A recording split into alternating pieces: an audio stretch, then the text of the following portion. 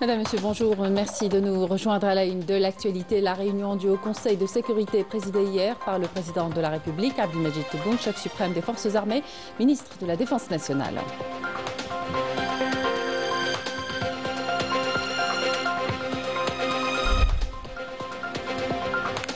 Dans l'actualité également, l'audience accordée hier par le président de la République, Abdelmadjid Tebboune, au ministre des Affaires étrangères de la République de Turquie, Hakan Fidan, et la délégation qui l'accompagne.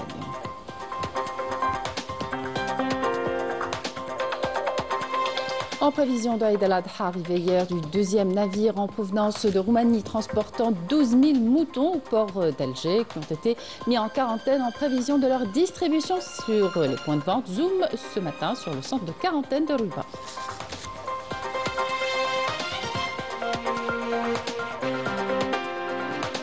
L'actualité internationale marquée par la crise économique et sociale au Mali qui plonge le pays dans l'incertitude. Dans les rues de Bamako, la colère monte.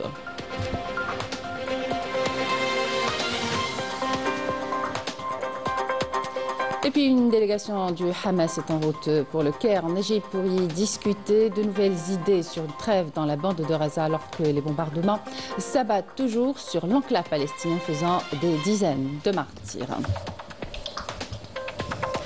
Bienvenue à tous. Le président de la République, Abdelmadjid Tebboune, chef suprême des Forces armées, ministre de la Défense nationale, a présidé hier une réunion du Haut Conseil de sécurité.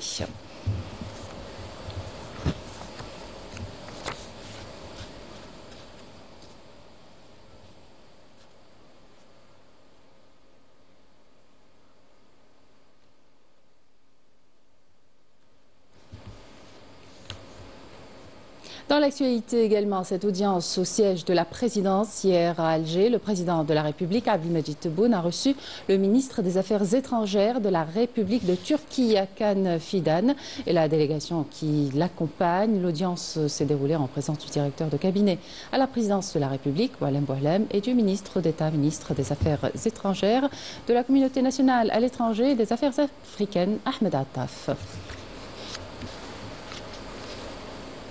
On écoute à présent Hakan Fidan.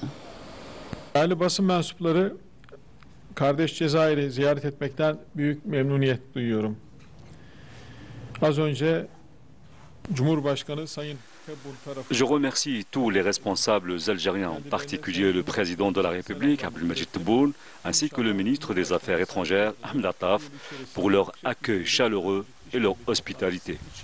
J'ai été reçu par Monsieur le Président, à qui j'ai transmis les salutations de notre président de la République. Nous accueillerons le président Abdelmadjid Tebboune cette année dans le cadre de la réunion stratégique de haut niveau. Nous considérons que l'Algérie a réalisé un progrès économique important sous la direction du président de la République algérienne. Par ailleurs, les positions de l'Algérie sur les questions internationales et les politiques qu'elle adopte sont d'une grande importance. L'Algérie, avec ses capacités et ses potentialités, est l'un des garants essentiels de la stabilité dans la région. Je suis avec attention ses positions dans le cadre de son rôle temporaire au Conseil de sécurité des Nations Unies. Nous constatons que les problèmes et les questions de notre région sont portés par l'Algérie afin d'être inscrits à l'ordre du jour du Conseil, et cela se fait avec un grand succès. Les relations entre la Turquie et l'Algérie deviennent de plus en plus solides grâce au leadership de nos deux présidents et à la confiance mutuelle.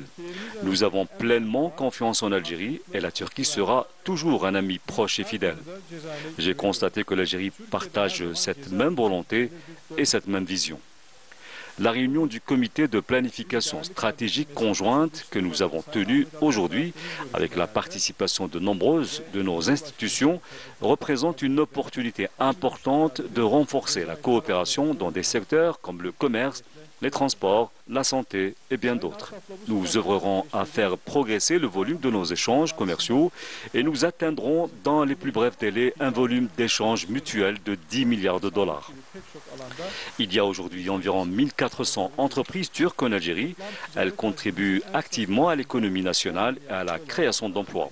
Grâce aux accords que nous allons signer, notamment sur le commerce préférentiel et la promotion des investissements mutuels, nous approfondirons davantage nos relations économiques. L'Algérie est en matière de sécurité énergétique l'un de nos partenaires les plus importants. Nous souhaitons renforcer davantage nos relations dans ce domaine stratégique, tout comme dans celui des industries de défense. Nous poursuivrons notre coopération car il existe des projets communs, réalisables et prometteurs. Enfin, lors de cette visite, j'ai eu l'honneur d'inaugurer hier le consulat général de Turquie à Oran, qui offrira les meilleurs services possibles à nos citoyens ainsi qu'à nos frères et sœurs algériens. Cezayir'i ziyaretim vesilesiyle dün Oran Başkonsolosluğumuzun resmi açılışını gerçekleştirdim. Başkonsolosluğumuz inşallah vatandaşlarımıza ve Cezayirli kardeşlerimize en iyi... Le ministre des Affaires étrangères turc a affirmé que l'Algérie et la Turquie partagent les mêmes points de vue concernant le règlement de la crise en Libye à travers un dialogue incluant toutes les parties libyennes et a salué le rôle majeur de l'Algérie et ses actions pour le règlement des crises au Sahel. On écoute. Nous, la Turquie et l'Algérie, souhaitons intensifier nos consultations et échanger nos vues sur les questions régionales et le développement de politiques communes. Lors de cette rencontre, nous avons abordé le génocide commis par l'entité sioniste à Gaza. L'un des points les plus importants actuellement à l'ordre du jour est l'acheminement de l'aide humanitaire à Gaza et l'établissement d'un cessez-le-feu. La Turquie continuera à soutenir le peuple frère palestinien de manière ferme et je tiens également à remercier nos frères en Algérie pour leur soutien indéfectible à la cause palestinienne. Nous allons renforcer notre coopération et notre coordination dans les forats internationaux et nous continuerons à faire entendre notre voix au nom de nos frères palestiniens.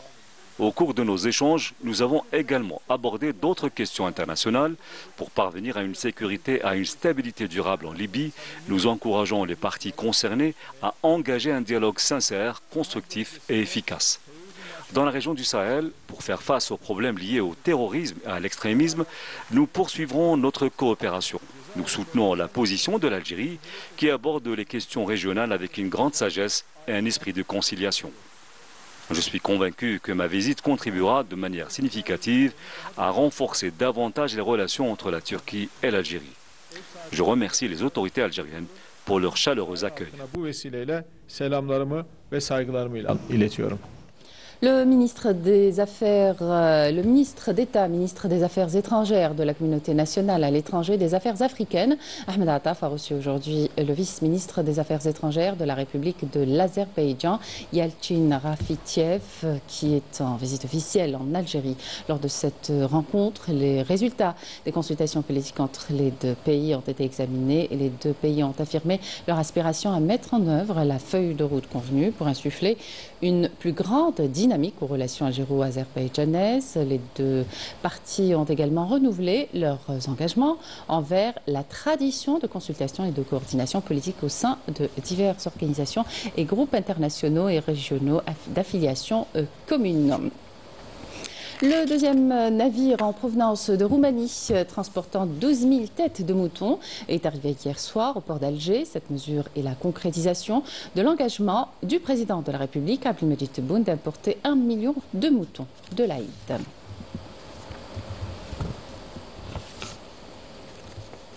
Ces moutons sont donc transportés directement vers les zones de mise en quarantaine en prévision de leur distribution sur les points de vente recensés par les services de wilaya, tout en assurant le contrôle sanitaire et sécuritaire par les services compétents. Exemple ce matin au centre de quarantaine de Rouiba. Amira Sifta. Ce centre de quarantaine vétérinaire de Rouiba fait partie des nombreuses structures réparties sur le territoire national chargées d'inspecter les moutons importés de Roumanie, lesquels devront subir une batterie de tests vétérinaires stricts avant leur mise sur le marché. L'objectif étant de garantir la sécurité sanitaire de leur viande. En tant que vétérinaires, nous sommes mobilisés dans ce centre, qui est un centre de transit où s'effectue la quarantaine sanitaire des moutons importés. Notre mission est de vérifier leur état de santé et de nous assurer qu'ils sont sains.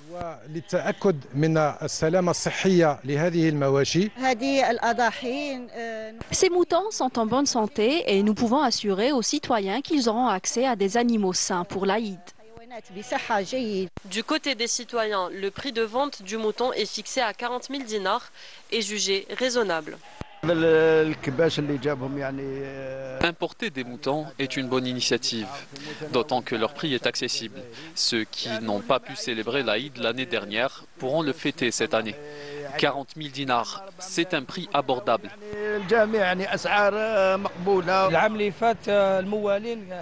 L'an dernier, le prix était très élevé. Un mouton de 40 kg se vendait entre 150 000 et 160 000 dinars. C'était déraisonnable. Mais cette initiative d'importer des moutons roumains à 40 000 dinars pour 35 kg est vraiment une bonne chose. Les moutons resteront sous contrôle vétérinaire strict jusqu'au jour de Eid al-Adha afin de garantir la protection des consommateurs.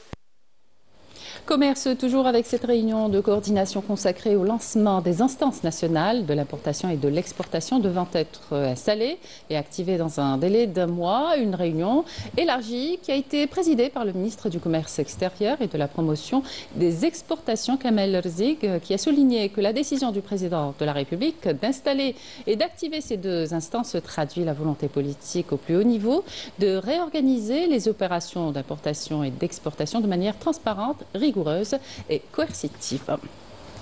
Riche actualité économique avec le lancement hier de la 8e édition de Textile Expo, l'événement qui connaît une forte présence d'exposants nationaux et étrangers. L'occasion de faire valoir le produit national et de nouer de nouveaux partenariats, notamment dans les domaines technologiques. Saïda Mayouf était sur place. Considérée comme une importante plateforme du secteur du textile en Algérie, Expo-Style, ou le Salon international du textile, de l'habillement, du cuir et de l'équipement, ouvre ses portes à ses 190 exposants entre nationaux et étrangers pour mettre en avant leurs produits et découvrir les dernières technologies en la matière. L'Algérie est notre partenaire depuis longtemps. On utilise les dernières technologies pour la fabrication de nos matières en coton et en polyester. Notre partenariat est solide et nous sommes présents aujourd'hui dans ce salon pour diversifier notre production. Il y a une forte demande sur l'international. D'ailleurs, même nous-mêmes, on était étonnés par ça, parce que lorsqu'on a créé la société SH Home Textile, on s'est basé sur le fait qu'il y a toute une flotte d'hôtels qui est en train de naître en Algérie par rapport au tourisme, le développement du tourisme en Algérie. Et on a constaté que voilà, il y a une importation qui est faite vers l'Algérie. Et nous, on s'est dit pourquoi ne pas faire ça chez nous. On a les capacités, on a l'expérience. Pour les investisseurs nationaux, cet événement économique dans sa 8e édition constitue un espace idoine pour établir de nouveaux partenariats et conquérir d'autres marchés internationaux. Nous activons dans le prêt-à-porter depuis 2017. Nous exposons aujourd'hui le produit Made in Algeria, qui est d'ailleurs d'une excellente qualité. Nous répondons à la demande locale et nous visons le marché africain dans un avenir proche. On fait tout ce qui est textile, tissu polybond, watt, fibre. En même temps, on travaille avec le plastique. On fait le recyclage du plastique. Tissu polybond hadaya, on le fabrique avec un grammage de 20 grammes jusqu'à 250 grammes. Le secteur industriel enregistre un nouveau dynamisme grâce à la mise en œuvre d'un plan d'action issu du programme du président de la République. Ce plan a pour objectif de promouvoir et de développer les différentes branches industrielles telles que l'industrie de textile et de cuir. Il s'articule autour d'une nouvelle vision basée sur un dialogue transparent et la participation effective de toutes les institutions industrielles sans exception. Textile Expo, une parfaite combinaison de textile et de style reflétant à la perfection le caractère créatif et élégant du salon devant s'étaler 3 jours durant.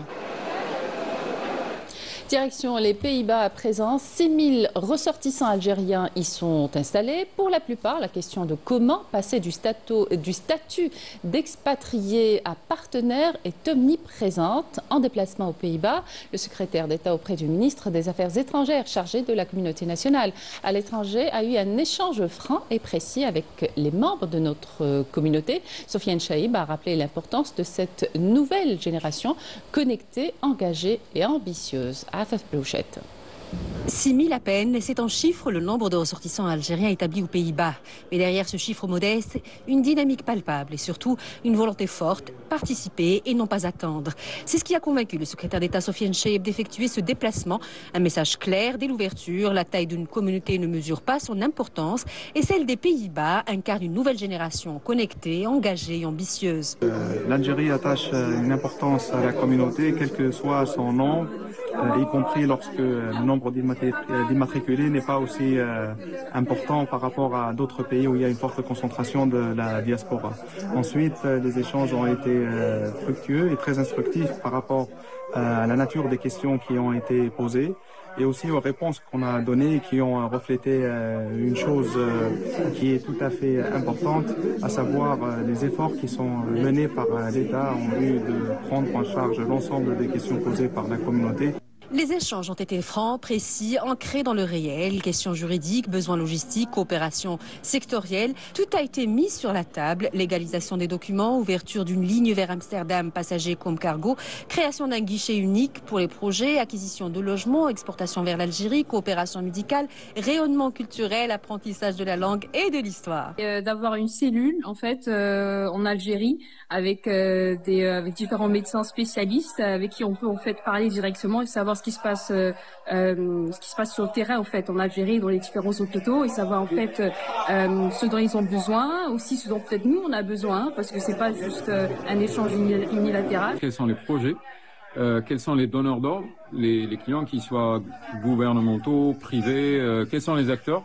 Donc mieux connaître l'écosystème et échanger avec eux pour se connaître un peu, pour savoir quels sont leurs besoins, comment on peut les aider. Notre concept consiste en la création d'une plateforme internationale des professionnels algériens vivant à l'étranger, visant à fédérer leurs efforts, apporter une expertise pour leur développement et trouver un moyen de les aider à entrer en Algérie pour qu'ils puissent apporter une valeur ajoutée à l'économie algérienne. En clair, comment passer du statut d'expatrié à celui de partenaire, un esprit qui domine la communauté algérienne aux Pays-Bas? En fait, ils ont une petite jalousie positive. Quand ils voient qu'ils sont en train de contribuer à l'effort donc des Pays-Bas, ils se disent pourquoi pas. Et le fait qu'il soit venu lui-même, ça montre, ça reflète l'engagement donc des hautes autorités de l'État, donc à leur tête, Monsieur le Président de la République, par rapport à la priorité qu'il a soulignée en matière de communauté algérienne à l'étranger. Face à ces attentes, Sofiane Cheheb a apporté des réponses concrètes, un portail numérique pour accueillir les projets, une direction dédiée aux porteurs d'initiatives, l'ouverture d'une ligne vers Amsterdam en négociation et enfin la culture aura aussi son espace en présentiel comme en ligne. Des gestes clairs pour une diaspora qu'on ne se contente pas de consulter mais qu'on associe. Une fois de plus, les mercenaires médiatiques de l'extrême droite française tentent en vain de semer la discorde avec l'Algérie. En première ligne, l'architecte du chaos dans le monde arabe, l'idéologue sioniste controversé Bernard-Henri Lévy, qui distille sans retenue ses provocations en s'attaquant ouvertement aux relations entre Alger et Paris. Mejda Jahmouna.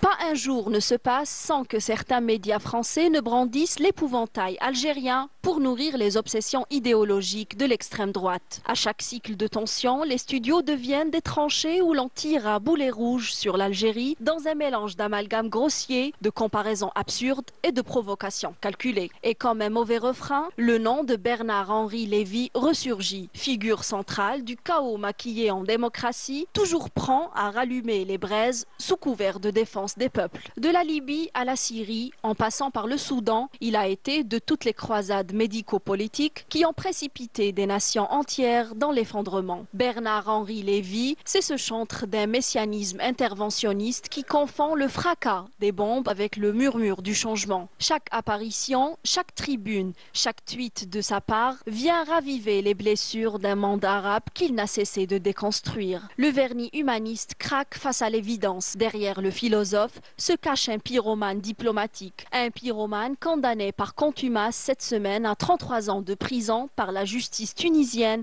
dans le cadre de l'affaire dite de complot contre la sûreté de l'État tunisien.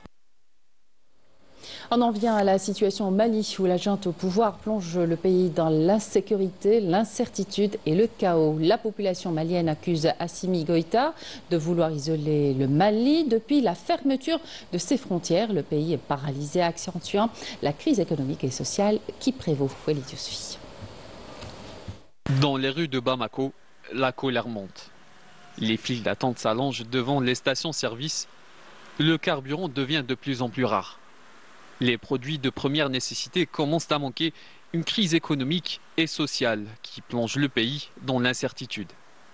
À l'origine de cette situation, cet homme, Assimi Goïta, l'instigateur du putsch au Mali. Depuis la fermeture des frontières, le commerce avec l'Algérie, vital pour l'approvisionnement du pays, est paralysé.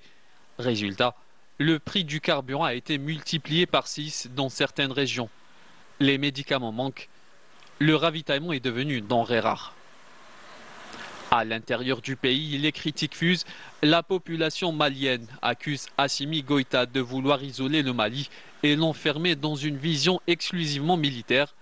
Plusieurs appels à organiser des élections présidentielles ont été lancés sans réponse. Les Maliens, confrontés à une crise économique et sociale sans précédent, attendent des réponses. Les choix politiques d'Assimi Goïta, marqués par l'isolement diplomatique et la répression, suscitent de plus en plus de critiques. Alors que les Maliens aspirent à un avenir meilleur, le pays s'enfonce chaque jour de plus en plus dans l'incertitude. En Palestine occupée, des dizaines de Palestiniens sont tombés en martyrs et plusieurs autres ont été blessés ce matin dans des bombardements sionistes, au moins 24 dans les villes de Raza et de Khan Younes. Une équipe de la télévision algérienne a documenté l'une de ces frappes menées par l'occupant sur la ville de Khan Younes. Il s'agit de l'un des nombreux raids meurtriers qui a réduit en ruine toute la zone. Raouf Hamouch. Sous des tentes déchiquetées, les réfugiés palestiniens vivent l'enfer. Quotidiennement, la mort, les bombardements et les destructions s'abattent sur eux. Une équipe de la télévision algérienne a documenté l'une de ces frappes menées par l'occupant sur la ville de Khan Younes, au sud de la bande de Raza. Il s'agit de l'un des nombreux raids meurtriers qui sèment la désolation parmi les civils, réduisant en ruine les habitations et les infrastructures. Regardez autour de vous, tout a été détruit. Cet endroit, censé être un lieu sûr, devient aujourd'hui la principale cible de l'occupant sioniste. Avec un message clair, nous exterminer tous. Le constat est effroyable. Ce sont des innocents qui tombent au martyr. Les tentes emportées par les flammes se sont volatilisées, ne laissant derrière elles aucune trace, si ce n'est l'odeur persistante de cendres et de fumée. Le sol est désormais recouvert d'un gris étouffant, né de températures extrêmes qui ont ravagé des dizaines d'abris de fortune. Ces frappes ont pourchassé les déplacés jusqu'à dans leur camp, après qu'ils aient été contraints de fuir leur maison déjà réduite en ruine. Les bombardements sont si forts que le bruit résonne toujours dans ma tête. Tout le quartier est désormais détruit. Les équipes de la défense civile, aux moyens dérisoires, luttent pour éteindre les flammes alimentées par la violence sioniste. Tout a été réduit en cendres. Les vivres, les réserves d'aide humanitaire, l'unique source de subsistance pour des milliers de Palestiniens confrontés à la famine, à une pauvreté extrême, conséquence directe du blocus imposé par l'occupant sur les points d'accès à la bande. Et c'est la fin de cette édition. Merci de votre attention et excellente suite des programmes sur Canal Algérie.